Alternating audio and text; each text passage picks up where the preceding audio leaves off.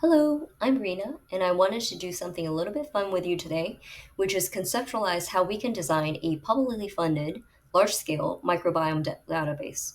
Let's get started. So, the microbiome has become central to our understanding of human health. Despite sequencing methods becoming more widely available, research in this field is still limited by high costs. Frequently, microbiome studies suffers from small sample sizes and narrow study cohorts, making it difficult to detect meaningful associations or generalize the findings broadly. Systematic reviews and meta-analysis are valuable, but they may not be enough. These methods depend heavily on the quality of the studies included, and publication bias may be poorly controlled. Additionally, variations in how samples are managed can confound the true associations, making it harder to draw reliable conclusions. This is why I wanted to explore the idea of creating a large scale, publicly funded microbiome database titled the Microbiome and Human Health Study. The goal of the MHHS is to scale up microbiome's data collection using standardized methods to collect longitudinal data. The aim is to alleviate data collection burden for individual research groups, enabling them to focus on analyzing and utilizing the data instead. This idea isn't entirely new. The MHHS will build on existing frameworks from past studies, like the Health and Retirement Study or the NIH All of Us Research Program. We'll use the lessons learned from these initiatives to make sure we're creating something that is truly meaningful. So, what data are we collecting?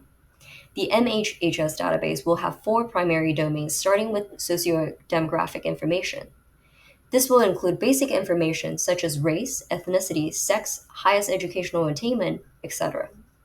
Secondly, we'll survey the participants' lifestyle, family history, healthcare utilization, and more.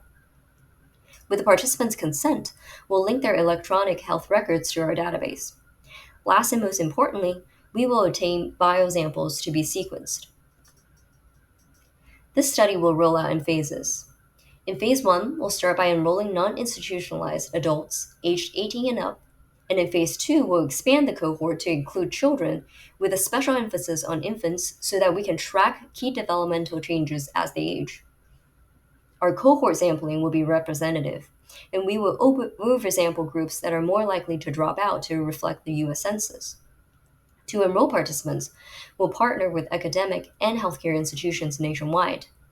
Data collection will utilize a combination of in person visits as well as telephone and internet surveys.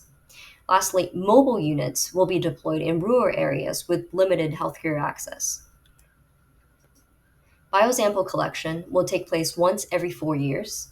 The first cycle will limit sample collection to saliva, blood, and stool. Collection kits will be standardized with unique barcodes tracing to each participant. These barcodes will be referenced during sampling, storage, assay, and data processing. For sequencing, we'll use the Illumina MiSeq platform for 16S rRNA sequencing and the PacBio platform for metagenomic shotgun sequencing. Rigorous quality control, trimming, and error correction will ensure good data quality. We'll normalize the data to account for sequencing depth differences and generate taxonomic and functional profiles of the participant's microbiome.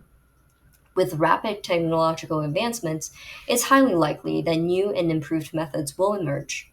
To stay current, the study will adapt at the start of each data collection cycle. However, to maintain consistency and data integrity, all technologies and methods will remain fixed within any given cycle. All data will be hosted on a secure, cloud based platform accessible only to verified researchers through official channels like ID.gov or OrcID. Finally, publications resulting from the MHHS data will be made open access for other researchers and the general public.